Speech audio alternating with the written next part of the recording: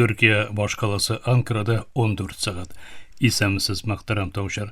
Bugün 2026 yılının 20. ayın var sešənbə gün. Siz turdan tura efirde Türkiye Avazı Radyosu'nun Tatar tilindегі topşarını tanıysınız. Bizim programma 19 metrli kıska dolkının 15.360 kHz işlanan 42 derece gün çıkış yönelişindeki Türksat 3A hem Türksat 4A yaşları bilen 3 tapkır w.trt.dinna.com internet adresi olsa hem kısa telefonlarının TRT Dinna kuşumtasından Voice of Turkey VOT East Radio kanalından toğuşulu. Toğuşlarımızdan qobatlауын qozan vaqıtı bilen saat kişke 8. ortada internet hem yaşnaşa VOT West Radio kanalından tığınlayasız. Toğuşumuzdan bugünkü çarılışında sınga haberlerden soň Tataristan haberleri programması bilen Türkiye dünyanın medeni mirası yazmasını təqdim eterbiz.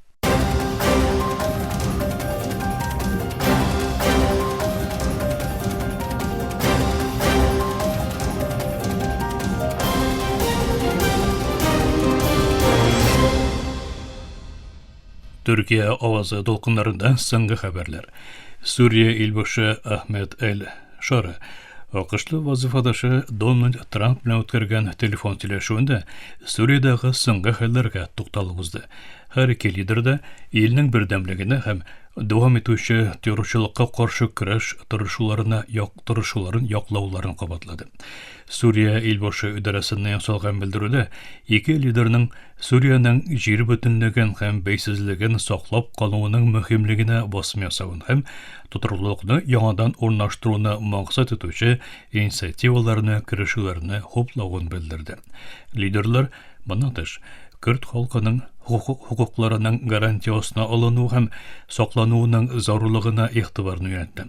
Diýişke karşı hizmetdaşlykny dowam etdirүү meselesinde girişdi hem dağında yaxşırak gelişekke taba baruşy güçlü hem birdem Suriýanyň ähemiýetine basym ýasady. Dünýäk Amerika aviasiýa hem galem saklanyw komandalygy NORAD ilbaşy Trump'nyň Daniýaga beýle üç ödereli tebek bulgan Grenlandiyany satyp aluga gagdyşly ýaňa basymlar arkasynda ortgan kirenkilik şartlarynda AQSh armiýasynyň Grenlandiyadagy Pitufik galem bazasynda uçkyş ornaşdyruwyn ýaglan etdi. NORAD-dan salgan bildiride uçkyşlarynyň Dünýäk Amerikanyň saklanywyna ýerdäm etүүge garagan uzak wagtdan beri planlaşdyrylgan işçilik kısalarında kıska wagt içinde bazyga kelip ýeteceği bildirildi. Komandalyk uçkyşlarynyň ornaşdyruwynyň Daniýa bilen koordinasiýa içinde başgarylywyň bütün diplomatik ruhsatlarynyň alanywyň hem Grenlandiýa hakimiýetine maglumat jetkiriligini iskertip uzdy. Afganistan başkasında şartlaw wakygaga yakın urunda hastahana işletüşçi bir ijtimai uyuşma ýetdirgen maglumatga görä Kabul üzäginden barylykka kelgen şartlawda kim degende 7 kişi ölgen, ondan artyk kişi yaralangan. Emergency İtalyan ýerdäm uyuşmasy hastahanaga kelgeç 7 kişi ölgenen hem 13 kişiniň dawalanywyny ýaglan etdi. Uyuşmanyň ildäki direktory yaralanganlar arasynda 4 hatan kız hem bir bala bar dedi. France Press haber agentligi haberçisi çeçekler bilen bezelgen şehri Nef uramında Garatdan tışgallar türkümlerinin wakyga urunda boluwun jetkirdi. Resmiler şartlawnyň gonahana töbegen nişan etip alygyny bildirdi. Hüjüm üçin jogaplylygyny bir türkümde öz üstüne almady. İstanbul Hava Meydany 2025 ýylda 84 milyon yarım ýolçuny kabul etip Avrupanyň iň tygyz işläwçi ikinci, dünýäniň ise 7-nji aeroportu boldy. Ankara Esenboğa Hava Meydanyndagy açylış tantanasynda çygyş ýasawçy ilbaşy Recep Tayyip Erdoğan Türkiýanyň dünýädägi iň kiň uçuş şelterlerinden birisini boldurup, dünýäniň her buçmagyna baryp ýeterge umutlygyny aýtdy. Hava transporty kilişleri sanynyň 81-den 175-ge kadar artywyny bildirýän Erdoğan bir ýyllyk ýolçu agymynyň 2002 ýylda 34 milyon yarımdan 2025 ýylda 247 milyondan artyp ketýäni iskertip uzdy. Ol şulaýok Esenboğa aeroportunyň sydyrjyşlygy döwlet kazasyna awurlyk getirmeşe 30 milyon pasajerga 30 milyon ýolçuga kadar artdyrylacagyny bildirdi. Birleşmiş Milletler Uşması İsrail'nin Filistinlerge mühim yardımlarını жеткирилүүн тоткарларга дәвам итү аркасында отны токтатуу 100-нче көненә кергәндә Газадагы гуманитар операцияларны җитди рәвештә шекләнгән булып калырга дәвам итүен белдерде. Бу мәсьәләсе Фархан Хак тагын да күбрәк тыныч халыкның гомерен саклап калу өчен отны токтатуның үтәлүенең зарарлыгына басым ясап, ирешү шекләүләре һәм авыр һава шартларының ярдәм эшчәнлеген әле һаман әкренәйтүен кисәтте. Бөтен дөнья азык-төлек программасы хәлне начар дип атады. Алар айына 1 миллионнан артык кешегә барып җитүләрен, ләкин китерүне арттыру өчен өстәмә куркынычсыз гуманитар коридорлар кирәклеген белдерде. Шул вакытта Бөтен дөнья сәламәтлек саклау оешмасы ЮНИСЕФ һәм БМОның Филистин качакларына ярдәм һәм эшләрне оештыру якын көнчыгыш агентлыгы 3 яшькә кадәрге балаларны яклау өчен яңа вакцинация кампаниясын башлатты.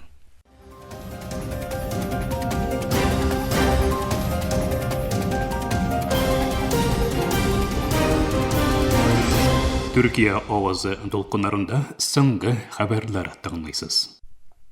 Русия белән Украина тоткыннар алмашуны яңадан башларга ниятли. Русия белән Украина арасындагы соңгы алмашу октябрь аенда булды. Ике яктан да 185 кеше тапшырылды.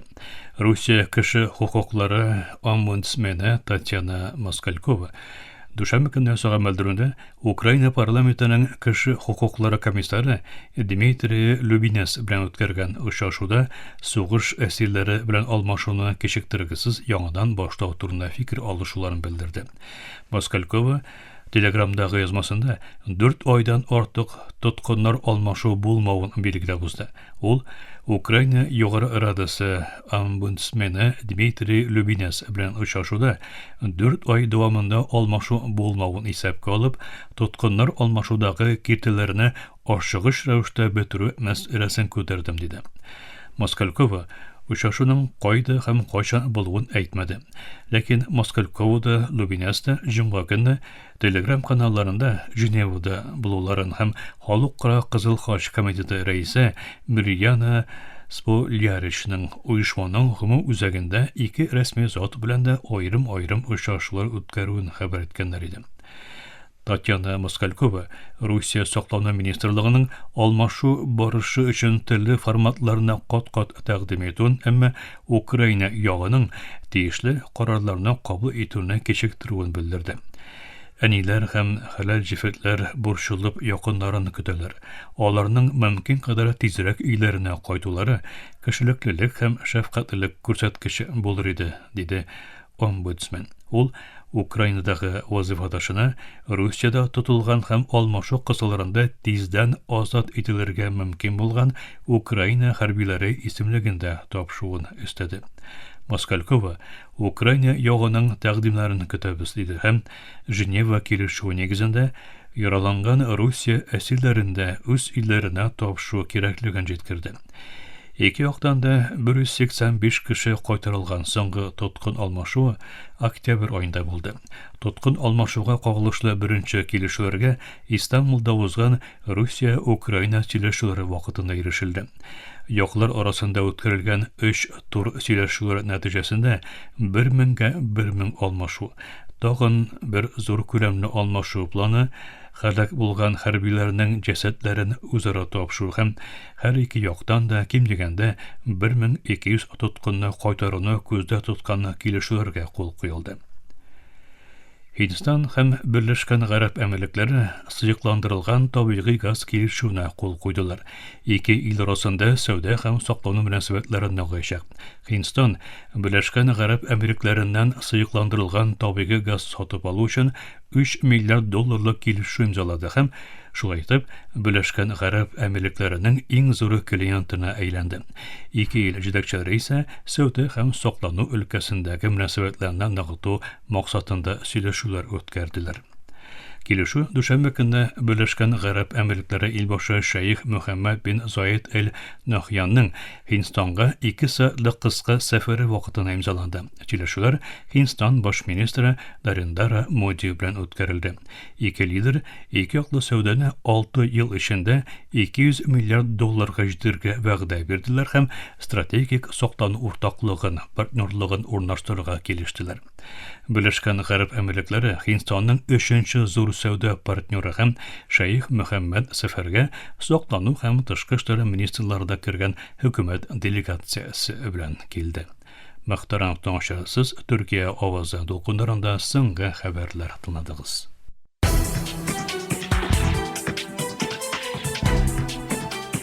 Татарстан хәбәрләре.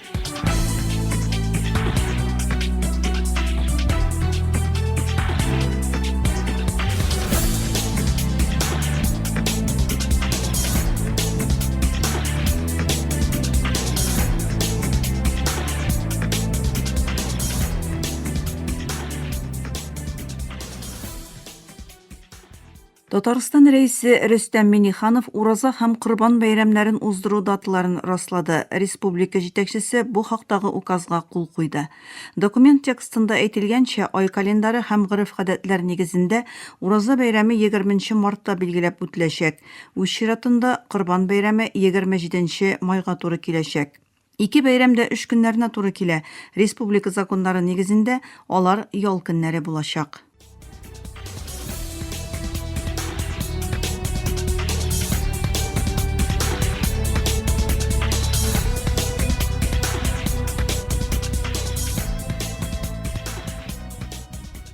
Узган ел Казанда гаилә куручылар саны арткан. 2025 елда Татарстан башкаласында 11431 никах теркәлгән.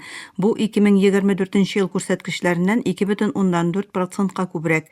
Казан шәһәренең ЗАГС идарәсе хәбәр итүенчә, күркәм гадәт буенча көзге даталар шулай ук һәр айның 25 көненә зур ихтыяҗ булган. Мәсәлән, 25 май һәм 25 август көннәрен әлеге даталар якшәмбе һәм дүшәмбегә туры килүгә карамастан 66 һәм 59 пар сайлаган. 25 июль гаиләне теркәү өчен иң популяр көн саналган. Ул вакытта 120 пар үз мөнәсәбәтләрен рәсмиләштергән. Җәй көннәрендә гаиләләрне теркәү җомга яки шимбә көнне уздырылган очракта гаилә коручылар саны көненә 85 парга җиткән.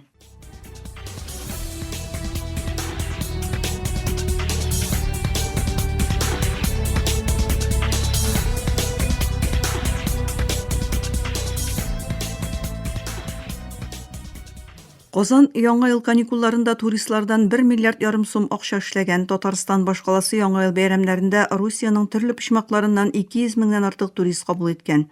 Киләчәктә Казан шәһәре ил күләмендә яңа елны каршылау өчен иң популяр юнәлешләрнең берсе булырга исәп тота. Узган елның 31 декабреннән 2026 елның 11 гыйнварына кадәр Татарстан башкаласына 200 меңнән артык турист килгән. Бу үткән ел белән чагыштырганда 16,7%-ка күбрәк. Туристларның кунакханә, туклану һәм ял итүгә тотылган чыгымнары Казанда 1,5 миллиард сумнан артык тәшкил иткән.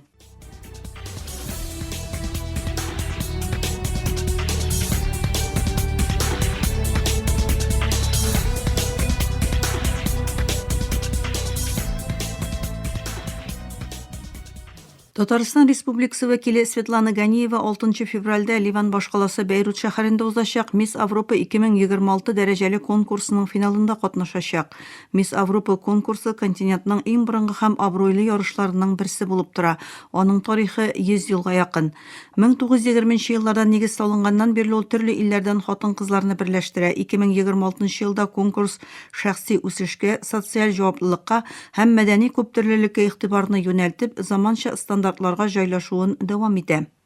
Светлана Ганиеваның катнашуы Русия төбәкләренең халыкара матурлык конкурслары белән кызыксынуының артуын ассызыклый. Кыз тышкы кыяфәте белән генә түгел, актив тормыш позициясе, белемнәре һәм Татарстанның мәдәни мирасын дөнья мәйданында тәкъдим итәргә омтылышы белән дә аерылып тора. Бейрутта узачак бәйге финалы халыкара мәдәни алмашу өчен мөһим вакыйга булачак. Оештыручылар көчле чыгышлар, дизайнер киемнәре һәм мавыктыргыч мизгелләр белән бай программа вәгъдә итә.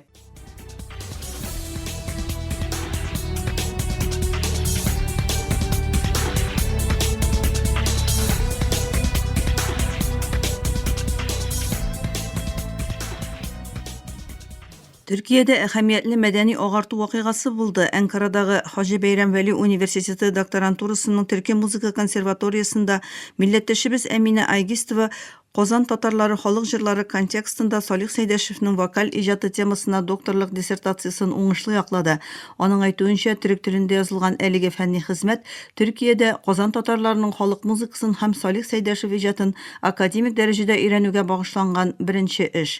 Фәнни эшне язу барышында Әминә Айгистова Салих Сәйдәшевнең оныгы Казан консерваториясе мөгаллиме Әлфия Сәйдәшева белән тыгыз элемтәдә торган. Галимәгә Татарстан Милли музей филиалы Салих Сәйдәшев исемендәге музейның фәнни хезмәткәре Раушания Җиһангирова ярдәм күрсәткән. Яклау вакытында Татарстанның Төркиядәге тулы вәкаләтле вәкиле Айрат Гатауллин да булган. Ул гыйльми совет әгъзаларына Татарстан турында мәгълүмат сөйләгән. Әминә Айгистова шулай ук Төркиядә яшәүче милләттәшләребезгә Гөлтән Ураллы, Якуб Апшира, җырчы Сирай Эрдуан һәм Әнкарадагы Рус сотрудничество вәкиле Баянчы Даниил Ринзаевка да бу эштә ярдәм иткәннәре өчен аерым рәхмәтен җиткерә. Диссертацияны яклау төрек галимнәре өчен зур яңалык булган. Күпләр өчен татар төшенчәсе моңа кадәр тик Кырым татарлары белән генә тиңләштерелгән булса, бу хезмәт алар өчен Казан татарлары мәдәниятен дә ачкан.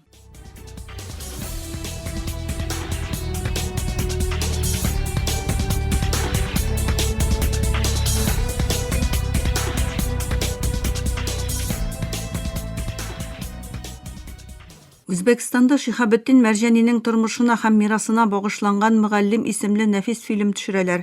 Русия һәм Үзбәкстанның уртак проекты булган фильмдә Татарстан кинематографистлары да катнаша. Фильмның премьерасы быел сентябрьдә Алтын мөнбәр кинофестивале кысаларында күрсәтелер дип көтелә. Тапшыруда Татарстан рәисенең матбугат хезмәте, Интертат һәм Татаринформ хәбәр агентлыгы язмалары кулланылды.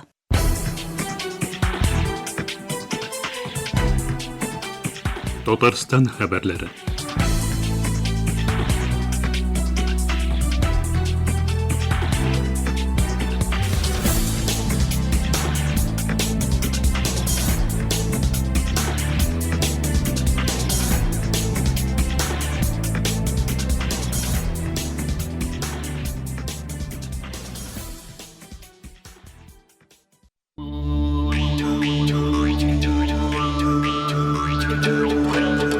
Төрки дөньяның мәдәни мирасы.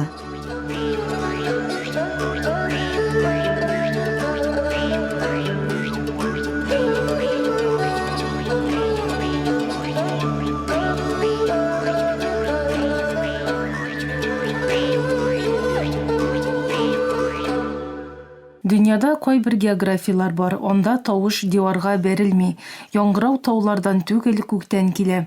Сүз язуга түгел җилгә тапшырыла. Карталарда бушлык кебек күренүче, ләкин хәтердә тирән эзләр калдыручы дала менә шундый урыннарның берсе. Тапшыру төзмәбезнең бүгенге чыгарылышында Казакстан далаларына сәфәр кыларбыз. Атлар юлдаш, күк түбә булган җирләргә. Һәм бу киң географиядә бер генә тавышка колак салабыз, ул да булса комуз. Казаклар өчен комуз уен коралы гына түгел, ул сөйләшмәүченең теле, сүзедер. Кылларына чирткәндә моң гына башланмый, хәтердә уяна.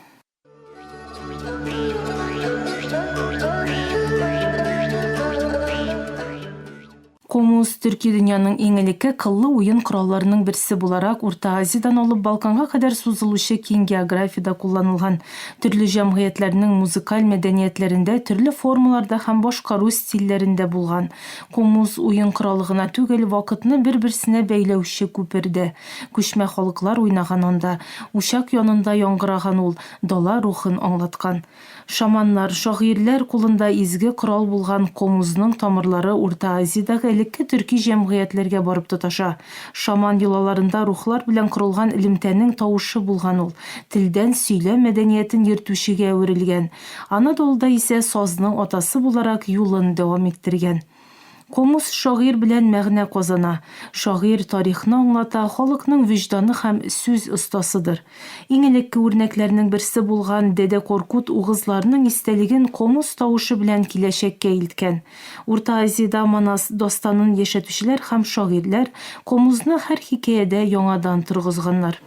Анатолуда Юнус Эмре кишинең ички дөньясына дәшүче сулыш кебек, саф теле белән йөрәкләрдә из калдырган ул. Көр улы исә комузнның баш күтәрүче йөзе, зулымга каршы торуны һәм бәйсезлекне аңлата. Караҗаулан һәм Дадал улы кебек шагыйрьләр белән бергә комуз мәхәббәт, табигать һәм чит илдә яшәүнең теле булган. Азербайҗанда комуз саз традициясен дәвам иттерүче буларак бәяләнә. Дәдә Коркут хикәяләрендә комузны еш күреп була һәм шагыйрьләрнең комузда уйнап дастан сөйләве аңлатыла. Комуз Казакстан, Кыргызстан, Үзбәкстан, Төркмәнстан, Азербайҗан, Төркия һәм Балкан кебек киң географиядә кулланылган. Халык музыкасы, дастан, шигырь сөйләү һәм мистик музыка кебек төрләрнең формалашуында мөһим роль уйнаган. Бүгенге көндә заманча кыллы уен коралларының күләгәсендә калса да, комузның төрки дөньяның уртак мәдәни мирасы буларак үзенчәлекле урыны бар. Бүген комуз үткәндә калган нәрсә түгел, һаман да искә төшерүче һәм сөйләтүче тавыш. Аның үткәне төркиләр сүзгә таянып корган мәдәни дөньяның үткәне. Олуг шагыйрьләр дә бу дөньядан күтәрелүче тавышлардыр.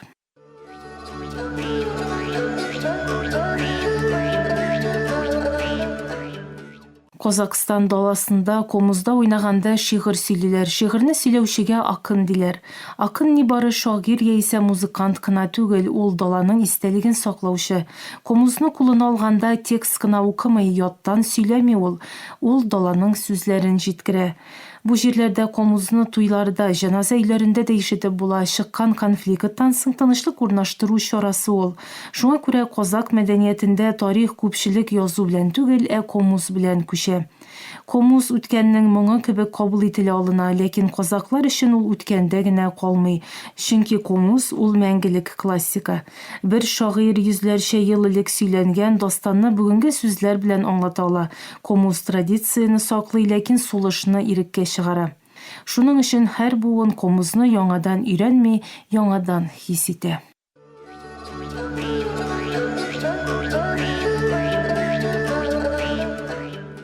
Казакстанда бүгенге көндә комуз сәхнәләрдә, консерваторияларда, заманча чараларда урын ала, ләкин аның асыл урыны һаман да шул ук, кешенең тезе, учак янында һәм шигырьдә. Бүгенге тапшыруыбызда Казакстан даласында туган моңны тыңладык. Комузның гади, ләкин тирән моңы бар. Бу моң безгә шуны әйтә: һәр бөек хикәя өчен көчле тавыш кирәкми, кайберләре өчен бер кыл тибрәнеше дә җитә. Төрки дөньяның мәдәни мирасы тапшыруының киләсе чыгарылышында күрешкәнгә кадәр исән имин булыгыз.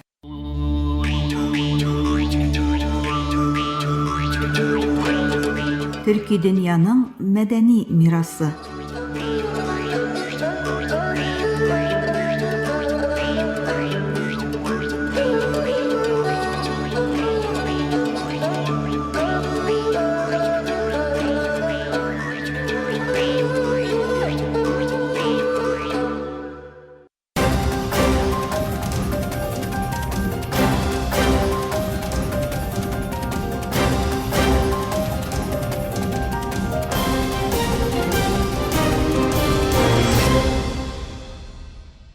Мактарам тыңлаучылар, Төркия авазы радиосының татар телендәге тапшырулары шушының белән ахырына якынлашты.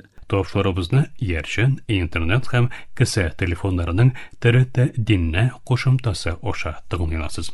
Безнең программа һәр көн Төркия һәм Казан вакыты белән көндезге сәгать 2дә 19 метрлы кыска толкынның 15360 кГц эшлегендә. Төрксат 3А һәм Төрксат 4А ярышны белән 3 тапкыр w.trtdinne.com интернет адресы аша вот из радио каналыннан тапшыла. Ярты сәгатьлек тапшыруларыбызның кабатлавын Төркия һәм Казан вакыты белән сәгать кичке 8:40 42 дәрәҗә көнчыгыш юнәлешендәге Төрксат 3А һәм Төрксат 4А ярышлары белән 3 тапкыр w.trtdinne.com интернет адресы аша һәм кесә телефоннарының ТРТ Динне кушымтасы аша вот вес радио каналыннан тыңлыйларсыз. Тапшыруларыбыз турында уй-фикерләрегез һәм киңәш тәкъдимнәрегезне көтеп калабыз. Мөхтәрәм тыңлаучылар, безнең адрес латин хәрефләре белән ПК 33, Yeni Şehir, Ankara, Türkiye. Poçta indeksi 06 443. Elektronik poçta adresimiz tatar@trt.net.tr. Әлегә без сезнең белән саулашабыз, эфирдә киләсе очрашуга кадәр.